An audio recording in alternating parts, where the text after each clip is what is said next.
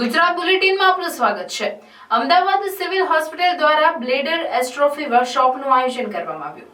16માં Indo American bladder એસ્ટ્રોફી વર્કશોપનું આયોજન કરાયું। 15 દેશોના તબીબો વર્કશોપમાં જોડાયા। ગુજરાતમાં મેડિકલ ટુરિઝમ અને મેડિકલ વેલ્યુ ટ્રાવેલમાં સતત વધારો થતો જોવા મળી રહ્યો છે। અમદાવાદ સિવિલ મેડિસિટીમાં આવેલ 1200 બેડ મહિલા અને બાળ રોગની super speciality hospital medical value ટ્રાવેલનું 2 નંબરનું ઉદાહરણ છે। આ હોસ્પિટલમાં છેલ્લા 16 વર્ષથી Indo American bladder exstrophy workshop હાથ ધરવામાં આવે છે। એવા બાળકો કે જેઓને જન્મજાત પેશાબની કોથળીમાં લીકેજની સમસ્યા હોય તેઓ આ પ્રકારના બાળકોને અત્યંત જટિલ સર્જરી આ વર્કશોપમાં નિષ્ણાતો દ્વારા હાથ ધરવામાં આવે છે।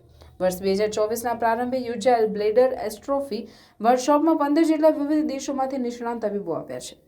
નેપાળ, કેન્યા, બાંગ્લાદેશ જેવા દેશો સહિત ભારતના 15 રાજ્યોમાંથી આવેલા બાળકોની આ બ્લેડર એસ્ટ્રોફીની સમસ્યા વર્કશોપમાં દૂર કરવામાં આવશે। અત્રે નોંધનીય બાબત એ પણ છે કે આ બ્લેડર એસ્ટ્રોફીની સર્જરી અંદાજે 7 થી 8 કલાક ચાલતી હોય છે।